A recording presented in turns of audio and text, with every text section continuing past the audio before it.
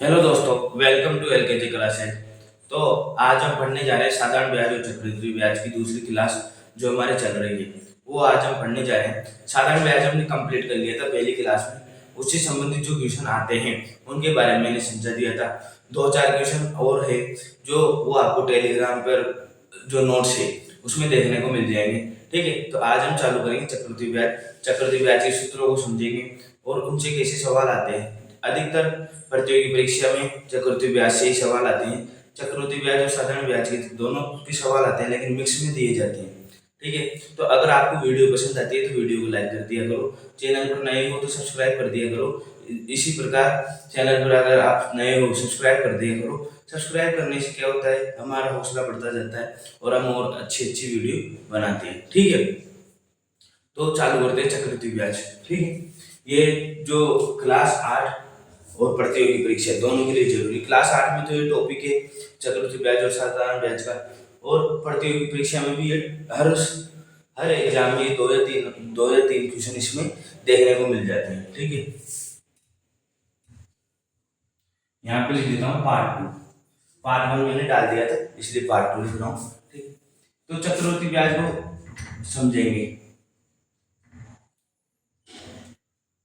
कि साधारण ब्याज और चक्रवृद्धि ब्याज में क्या अंतर है। साधारण ब्याज और चक्रवृद्धि ब्याज में क्या अंतर है। अगर चक्रवृद्धि ब्याज को देखा जाए तो चक्रवृद्धि ब्याज वो होता है कि साधारण ब्याज में क्या है कि किसी ऋण का क्या लेते हैं, केवल ब्याज लेते हैं।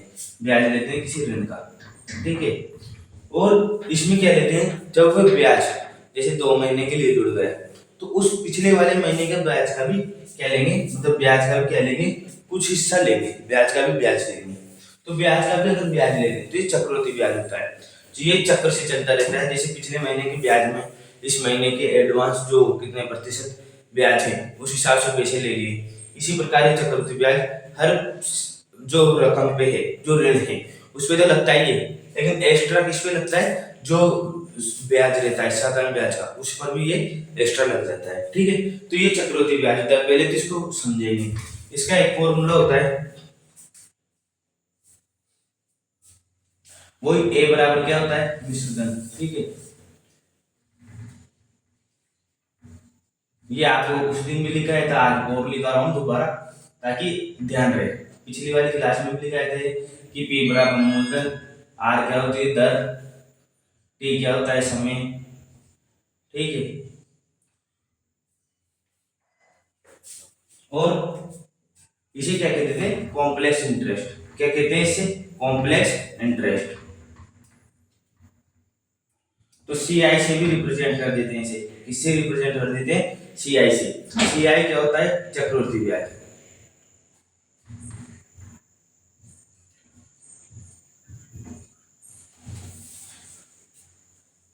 सी आई क्या होता है, चक्रवृद्धि ब्याज। ठीक है, अब जैसे इसका एक फॉर्मूला लिखते हैं, ए बराबर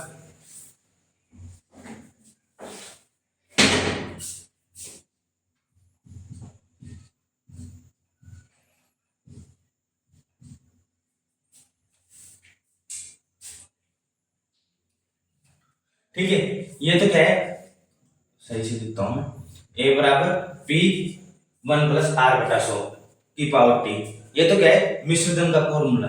जब भी आपको चक्रवृद्धि ब्याज पूछे, जब भी आपको चक्रवृद्धि ब्याज पूछे तो चक्रवृद्धि ब्याज में आप क्या करोगे, चक्रवृद्धि ब्याज में आप मिश्रधन का जो फॉर्मूला है वो निकाल सकते हो, या फिर सी आई, केवल सी आई आपसे पूछे तो आप क्या लिखोगे, पी 1 + r/100 की पावर टी -1।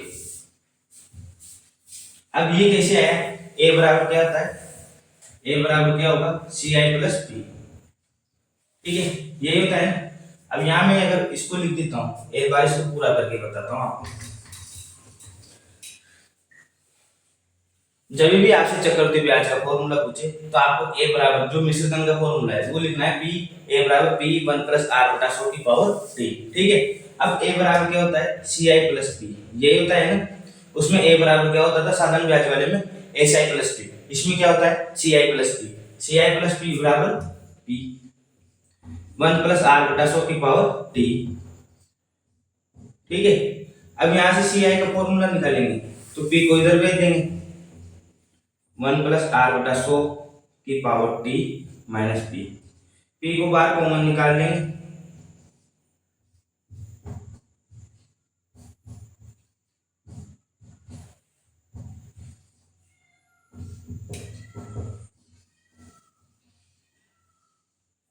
कोई दिक्कत है इसमें?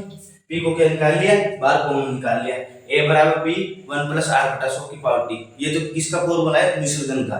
ये किसका फॉर्मूला है, सी आई बराबर p 1+r/100 की पावर t माइनस 1, और बाहर ये क्या है, p कॉमन। ठीक है, ये दोनों फॉर्मूले होते हैं। ये तो सादा ये तो सी आई का फॉर्मूला है, ये ए का फॉर्मूला है। आप इसको उतार लो, फिर एक सवाल की तरफ चलते हैं। ठीक है, स्क्रीनशॉट ले लिया होगा आपने। अब इसके बाद एक सवाल की तरफ चलते हैं और इसको पूरे रूप से समझते हैं। इसमें क्या है, जैसे में सवाल आएगा ना, एक दो चीज और समझा देता हूं आपको पहले सूत्र के हिसाब से। जैसे एक वर्ष के लिए मैंने चक्रवृद्धि ब्याज पूछा, एक वर्ष के लिए, तो मैं क्या दे दिया, रेट ऑफ इंटरेस्ट क्या लगा दी, आर। ठीक है, अब दूसरे वर्ष में मैंने क्या लगा दी, R1 लगा दी, फिर R2 लगा दी। ऐसे तीसरे वर्ष में क्या लगा दी, R3। मतलब हर वर्ष में मैं क्या कर रहा हूँ, दर को बदल रहा हूँ। हर वर्ष में क्या कर रहा हूँ मैं, रेट ऑफ इंटरेस्ट है उसको क्या कर रहा हूँ, बदल रहा हूँ बार बार। जैसे तीसरे वर्ष में R3 लगा दी, तो इसका क्या फॉर्मूला होगा, ठीक है, मिश्रण का। A बराबर P 1+R1/100, 1+R2/100, 1+R3/100। इसी प्रकार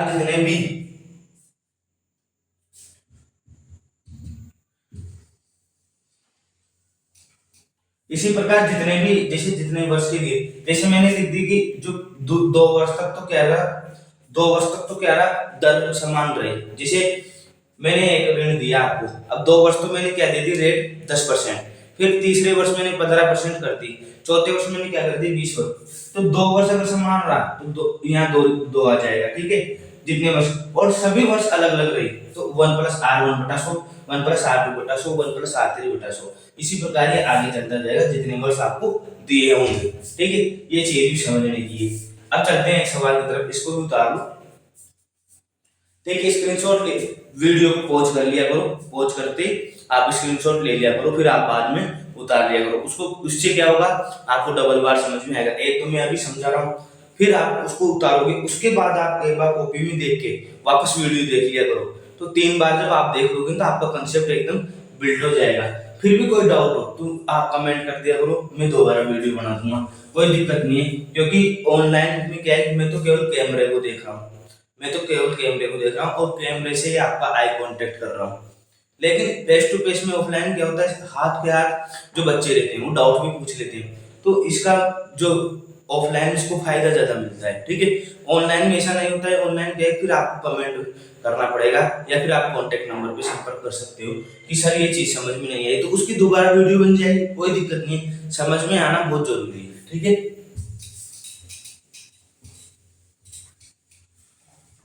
अब यहाँ पे तो मुझे तो आता है, लेकिन मैं फिर भी आपको 5-5 बार 4-4 बार वापस रिपीट कर करके बोलता हूँ, ताकि आप उसको अच्छे से सुने और समझे। एक वीडियो को अच्छे से सुना करो, वीडियो को अच्छे से सुनोगे जब जाके दिमाग में घुसेगी।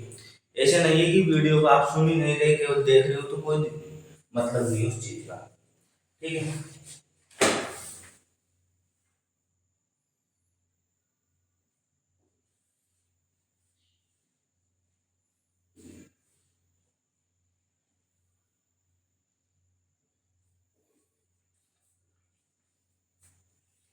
देखो एक क्वेश्चन क्या है,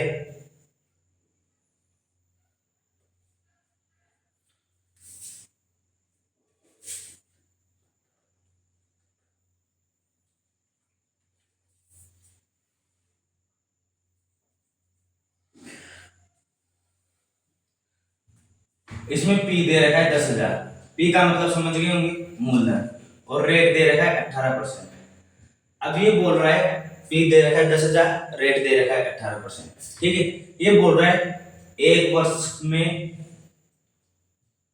सीआई मतलब एक वर्ष में साधारण ब्याज।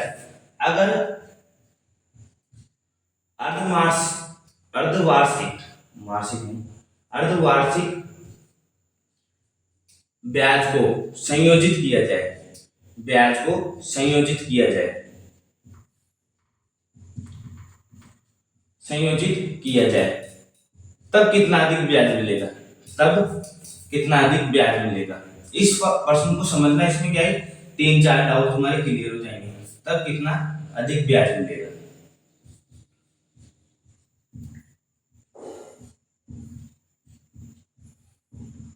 मैं कोई मॉक टेस्ट आपके लगवा नहीं रहा कि मैं पसंद आते उत्तर चेक दूं और फिर आपको स्क्रीनशॉट लेने के लिए बोल दूं। मैं आपको समझा रहा हूं, तो एक सवाल में मैं 10 मिनट 15 मिनट लूंगा, लेकिन आपको कंसेप्ट अच्छे से समझ में आए उस प्रकार के सवाल में ले रहा हूं। ठीक है, अब क्या है, पी कितना दे रखा है 10,000 और रेट कितनी है 18%। पहले तो पूछ रहा है एक वर्ष में कॉम्प्लेक्स इंटरेस्ट, एक वर्ष में क्या पूछ रहा है चक्रवृद्धि ब्याज।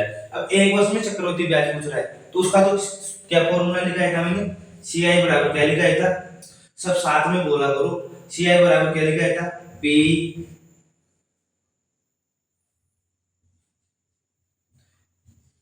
P1 प्लस R बटा 100 की पावर T माइनस 1। ठीक है, अब P कितना है, यहाँ पे P कितना है 10,000, 1 और R कितनी है 18 बटा 100 1 माइनस 1। एक वर्ष के लिए पूछ रहा है ना, एक वर्ष के लिए, तो कितना गया समय 1। ठीक है, अब इसको आगे करते हैं 10,000, इसका एलसीएम ले लेते हैं। ठीक है, 100 और 18 118 बटा 100 माइनस 1, 10,000 100 118 माइनस 100। ठीक है, क्या आ जाएगा 10,000 118 बटा 100, ये बचेगा 2 जीरो से 2 जीरो कर दिए 1800। कितना आ गया ब्याज, सीआई कितना आ गया अपने पास, सीआई कितना आ गया अपने पास 1800। कितना आ गया सीआई 1800। ठीक है, ये तो क्या है एक वर्ष का। अभी पूछ रहा है एक ही वर्ष तो एक ही, लेकिन अगर मैंने ब्याज को 6 महीने के रूप से बढ़ा दिया, ठीक है 6 महीने के रूप से संयोजित कर लिया। अब 6 महीने का अर्धवार्षिक पूछ रहा है नहीं, मतलब 6 महीने और 6 महीने दो 6 महीनों का अगर मैंने जो अर्धवार्षिक ब्याज को संयोजित कर लिया तो एक वर्ष में कितना और ब्याज अधिक मिलेगा। अब एक चीज आपको समझनी है यहाँ पे, वो एक सेकंड मिटाने का कहाँ गया, ये ठीक है। एक चीज आपको समझनी है कि अगर अर्धवार्षिक ब्याज है तो जब भी अर्धवार्षिक, ये कंसेप्ट आप समझ लो, यहाँ पे लिख लेना आप स्टार बना के, यदि अर्धवार्षिक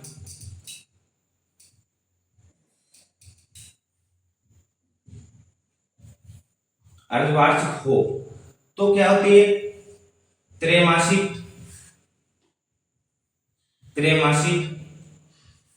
ठीक है, चतुर्मासिक। अधिकतर एक होता है, या तो पूछेगा त्रैमासिक रूप से संयोजित हो या चतुर्मासिक रूप से संयोजित हो, और या फिर अर्धवार्षिक रूप से संयोजित हो।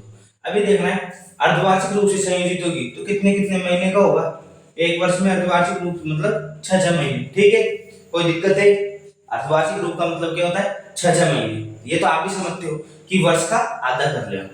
त्रैमासिक का मतलब 3 महीने के, 3 महीने के 12 महीने में कितने होंगे, 3 महीने के निकाले तो 4, ये समझो 3 महीने के कितने होंगे 4, और चतुर्मास के कितने होंगे, चतुर्मासिक के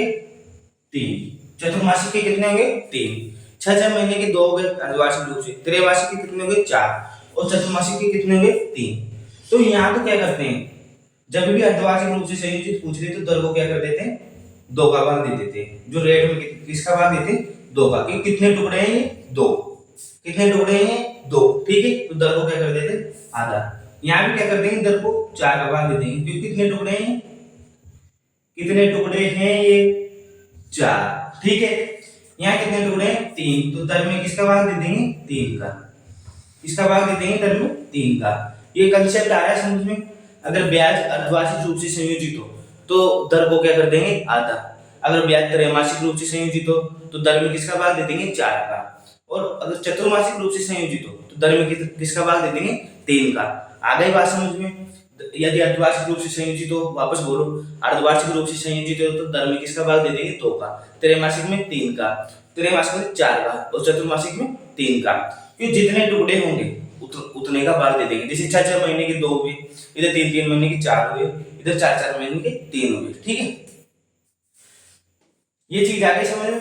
ठीक है, ये 1 मिनट उतार लो आप, फिर मैं इसको साफ करूंगा क्योंकि सवाल करवाना है ना आगे। ये उतार लो, स्क्रीनशॉट ले लेना। ठीक है, स्क्रीनशॉट ले लिया होगा, मैं साफ साफ करूंगा। अर्धवार्षिक रूप क्यों लिखा रहेगा? अब ये क्या पूछ रहा है? अगर ब्याज को अर्धवार्षिक रूप से संयोजित किया गया है, यदि ब्याज को अर्धवार्षिक रूप से, तो रेट कितनी हो जाएगी? रेट कितनी हो जाएगी? आधी। रेट क्या है? 18% है ना, तो रेट कितनी हो जाएगी? अब 9। कितनी हो जाएगी? 9। ठीक है, रेट कितनी है? 18%। अब कितनी हो जाएगी? 9%। अब ये पूछ रहा है अब टाइम कितना हो जाएगा? ये देखो, 6 महीने के कितने टुकड़े हैं? 6 महीने के कितने टुकड़े हैं? 2। तो टाइम कितना हो जाएगा? 2 के हिसाब से। ये बात आ गई समझ में? 6 महीने के कितने टुकड़े हैं? 2। तो टाइम कितना हो जाएगा? 2। टी बराबर क्या हो जाएगा? 2। ठीक है, अब इसको करते हैं। सी आई बराबर पी तो कितना है? 10,000। यही है,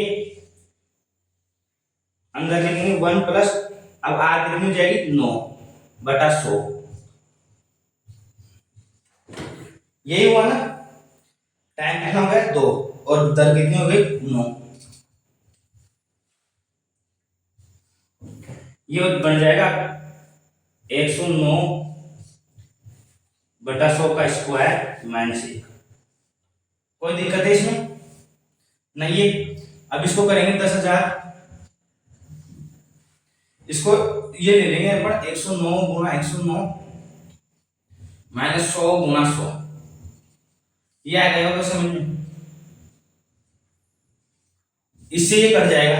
ठीक है, अब ये किसकी, अगर आप इसको जल्दी करना है तो ये किसकी सरसमीका बन रही है? ए स्क्वायर माइनस बी स्क्वायर, ए प्लस बी ए माइनस बी, ए प्लस बी ए माइनस बी। ठीक है, ए प्लस बी करेंगे 109 प्लस 100 और 109 माइनस 100। नीचे 100 का स्क्वायर करेंगे तो 10,000, 10,000 से 10,000 कट गया। ठीक है, 109 प्लस 100 करेंगे तो 209 इंटू 9, कितना बचा?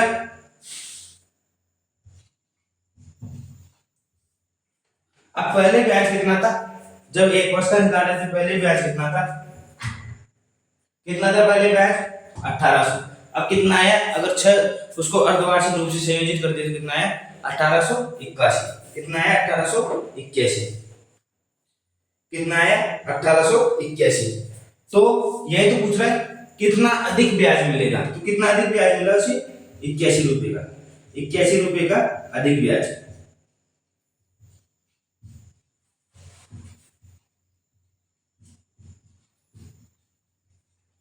ये आगे चीज समझ में? जब 1 वर्ष के लिए संयोजित, 1 वर्ष के लिए निकाला डायरेक्ट, तो 1 वर्ष के लिए क्या हुआ?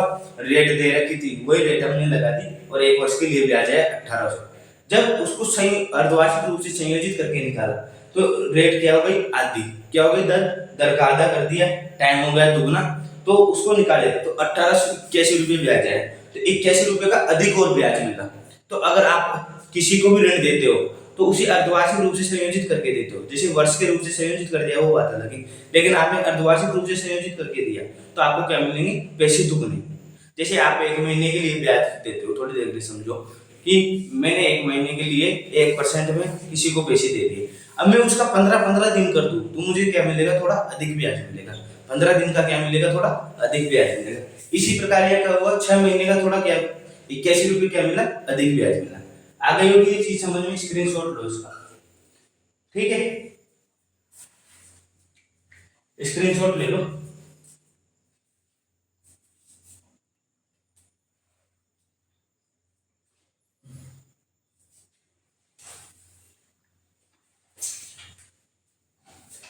अब एक चीज और समझो यहाँ पे, अब आप कहोगे ट्रिक से नहीं पता है, ट्रिक से नहीं पता है, तो एक चीज और बता देता हूँ। चलो अगले सवाल में बता दूं उसको, नहीं तो इस सवाल में फिर क्या है, ज्यादा कंफ्यूजन हो जाएगा।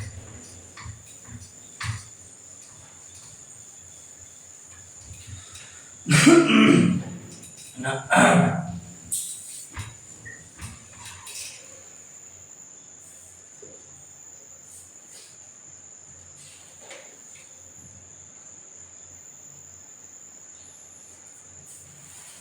देखो एक सवाल लेता हूं मैं, 4,000 रुपये 5 वर्ष के लिए, डायरेक्ट लिख रहा हूं, 5 वर्ष के लिए दर दर कितनी है,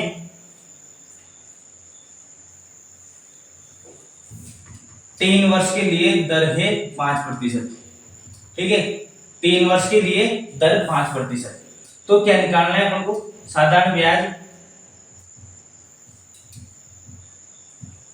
और चक्रवर्ती ब्याज का अंतर। क्या निकालना है, साधारण ब्याज और चक्रवर्ती ब्याज का अंतर। पूरा सवाल नहीं लिखा मैं, डायरेक्ट लिख रहा हूं आपको समझने के लिए। पूरा सवाल लिखने से कोई मतलब नहीं है, पूरा सवाल यही तो है, 4,000 रुपये, ठीक है, 3 वर्ष के लिए है, 5% दर है, तो साधारण ब्याज और चक्रवर्ती ब्याज का क्या निकालना है, अंतर। अब साधारण ब्याज और चक्रवर्ती ब्याज का अंतर निकालेंगे, ठीक है, तो साधारण ब्याज ज्ञात करेंगे। ठीक है, साधारण ब्याज का क्या फॉर्मूला होता है, 10 बार बता दिया होगा, क्या होता है, PRT/100। P क्या है, 4,000, P क्या है, 4,000, दर कितनी है, 5, समय कितना है, 3, और ये बटा 100। 2 जीरो से 2 जीरो कट गई, 5 3 15, 15 चौक 60, क्या आ गया, 600 रुपये आ गए। साधारण ब्याज तो क्या आ गया, 600। ठीक है, अब CI क्या करना है, तो CI क्या कर लो,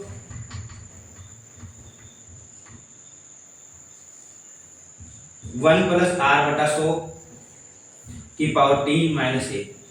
मैं हर सवाल के साथ दोबारा फॉर्मूला लिखता हूँ। क्यों लिखता हूँ, क्योंकि वो फॉर्मूला उससे क्या हो जाता है, याद। आप भी जब भी सवाल निकालो तो एक बार अगर आपको याद भी हो ना फॉर्मूला, तब भी आप उसे लिखा करो, उससे क्या हो जाता है, वो फॉर्मूला कंफ्यूजन की स्थिति में नहीं रहता है।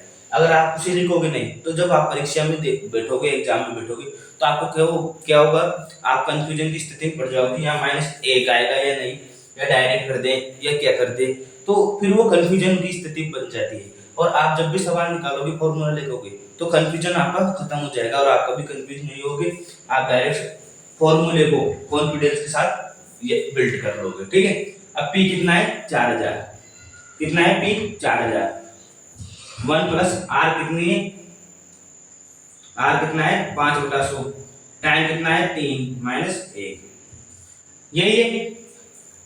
ठीक है, करते हैं इसको आगे, 4,000 105/100 की पावर T-1। अभी देखो ये अंदर 5 कैसे कट रहे हैं ना, 5 कैसे कट जाएंगे, 20 बार, और ये कट जाएगा 21 बार। 4,000 21 × 21 × 21 -20 × 20 × 20,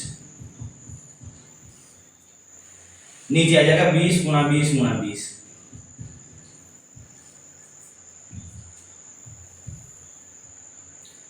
नीचे तो ये तो 4,000 है, ये 8,000 हो जाएंगे, यही होंगे ना 8,000 तो। ठीक है, ये क्या हो जाएंगे, 8,000, और ये 21 × 21 करते हैं तो कितना बनता है अपने पास, करके देख लेते हैं। 21 का 21, ऐसे तो 441 होता है।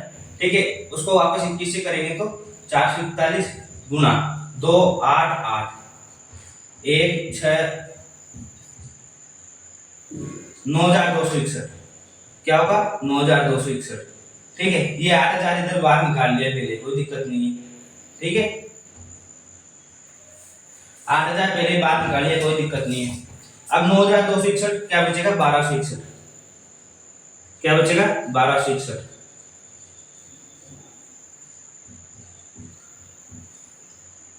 ठीक है, ये बचेगा 1/2 × 1,261,